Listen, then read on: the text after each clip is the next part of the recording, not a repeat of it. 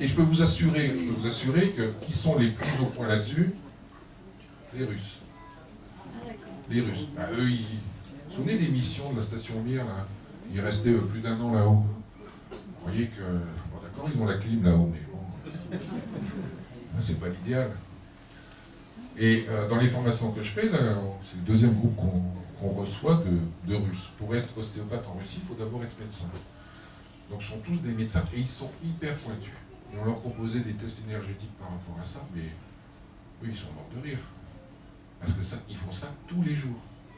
Tous les jours, les tests énergétiques, les machins. Ils nous ont même montré, ils avaient des boîtes avec des produits spéciaux, c'était surtout pour les dames dans leur période de ménopause. On a testé avec ma collègue, avec Dany, mais c'était incroyable les réponses qu'il y avait. Mais ils font ça naturellement pour eux. Pour eux, c'est quelque chose de naturel. Donc l'homéopathie, pour eux, ça passe avant les antibiotiques. Mais bon, ils ont quand même une faculté de médecine qui est très virulente. Vous savez qu'on a de la chance en France. Hein. Ils sont vaccinés qu'à partir de 2 mois. En Russie, ils reçoivent le BCG dans la première heure.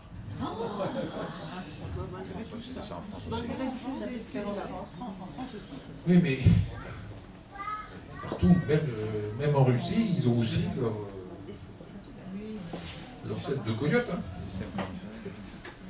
Donc la loi de désintoxination, c'est que toute substance susceptible par expérience de provoquer chez des sujets donnés une série de symptômes est capable cliniquement, une fois diluée et dynamisée, de guérir ou d'améliorer ces mêmes sujets. Évidemment, c'est la même définition, sinon ça servira à rien. Donc comment une substance toxique devient-elle un remède homéopathique? D'abord, une dilution répétitive dans un liquide chimiquement reconnu inactif, comme l'eau, l'alcool éthylique, on va mélanger deux, et une succussion, qu'on appelle aussi dynamisation, qui va mélanger par de multiples secousses. Donc qu'est-ce qu'on fait? On prend cette fameuse teinture mère de tout à l'heure. Vous prenez une goutte de cette teinture mère avec la fameuse aiguille d'Eppendorf. Vous prenez 99 gouttes de votre solvant, que ce soit de l'eau, de l'alcool éthylique, de l'alcool à 90 degrés, etc. Vous mettez tout ça dans le même flacon, vous fermez le flacon, vous le dynamisez et vous avez un CH. Vous changez votre aiguille d'Eppendorf, vous prenez une goutte de 1 CH, que vous mettez dans le deuxième flacon, auquel vous rajoutez 99 gouttes de solvant, vous dynamisez 2 CH, etc., etc. Vous avez compris le principe. Donc nous, dans les flacons, alors j'ai oublié, je me suis rendu compte en arrivant ici que j'avais oublié un petit flacon.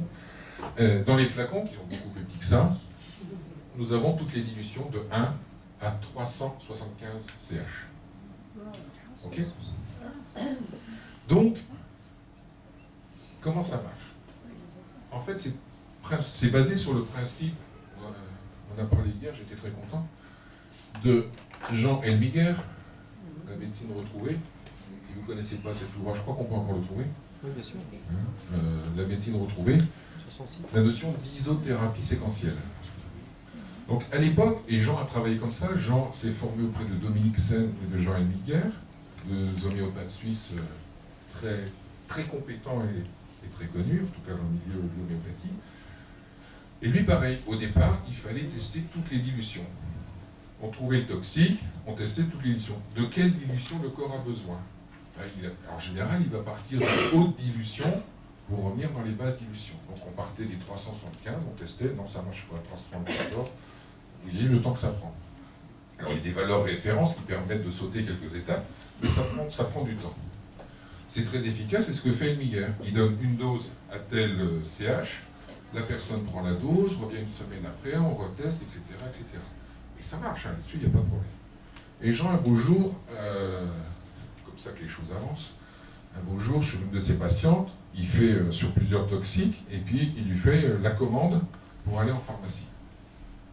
La personne fait la commande, va chercher les produits en pharmacie et passe sa journée. Donc Saint-Flour, dans le Cantal, je ne sais pas s'il y en a qui connaissent, c'est très mignon, mais c'est un petit village de campagne. Hein. Donc il agit un petit peu comme un médecin de campagne qui est disponible 24 sur 24. Et Jean, il a vraiment la médecine au sens de la vraie médecine, celle de Béchamp. Hein. Et donc, appel au milieu de la nuit, et la patiente, ça va pas, je crois. Donc il prend sa voiture, il y va, il transpire, 42 fièvre, avec des douleurs partout. Puis Jean lui dit, mais en fait, t'as pris... non, j'ai été les chercher, mais j'ai pas eu le temps de le prendre. Mais où est-ce qu'elles sont? Elles sont là dans la poche de mon pantalon. Donc Jean lui dit, En fait, elle avait toutes les dilutions dans sa poche. Elle a porté ça toute la journée. Et là, Jean, il dit, waouh, génial. On n'a plus besoin de s'embêter. On va donner tout le package au corps, et le corps est suffisamment intelligent, lui, pour aller chercher la dilution dont il a besoin et se nettoyer. Idée folle, on teste. Les patients suivants, donc il monte ses dilutions, au lieu d'avoir tout séparé, il mélange tout dans le même flacon, il fait un flacon de 1,375 CH, et il teste avec ses premiers patients, et ça marche. Et c'est comme ça qu'est née la DSTH, tout simplement. Le corps est suffisamment intelligent, ben là, moi j'ai besoin de la dilution de 280 CH, je vais me servir dans la bibliothèque, clac, je prends, et là on s'est rendu compte qu'en 12 secondes, le corps avait nettoyé avec cette information, je replace, maintenant j'ai besoin de la 185, tac, et ainsi de suite, jusqu'à ce qu'il redescende dans les basses dilutions, 5, 7, 9 CH maximum. D'accord ? Et là, il fait tout son travail de nettoyage. Donc ça va aller plus ou moins vite, parce que chez les bébés, en général, quand on fait ça, dans la séance, ça se nettoie. Ils ont une histoire chimique, une histoire d'intoxication qui est quand même beaucoup plus courte. Chez nous, ça peut prendre plus de temps. Je vous disais, on a eu des Russes, il y a toujours des Russes, dont un qui est ukrainien, et qui faisait ses études de médecine à 10 km de Tchernobyl, au moment où ça a pété. Et pour montrer que ça, c'était absolument pas dangereux, ils ont pris tous les étudiants de cette fac de médecine, blouse blanche, puis sortir dans les rues de Tchernobyl pendant qu'il pleuvait, alors que ça faisait 8 jours que le truc avait pété. On a filmé et tout, hein. Puis voilà. Donc Tchernobyl, ça fait... Voilà. Donc lui, je l'ai vu en stage l'année dernière, et puis on se sentait avec Dany, mais il y a un truc qui ne va pas chez lui. Et nous, on a la dilution Tchernobylum. Pourquoi? Parce que Jean avait une de ses patientes qui a fait partie de la première équipe commissariat à l'énergie atomique, qui est allée sur le site de Tchernobyl pour étudier le truc.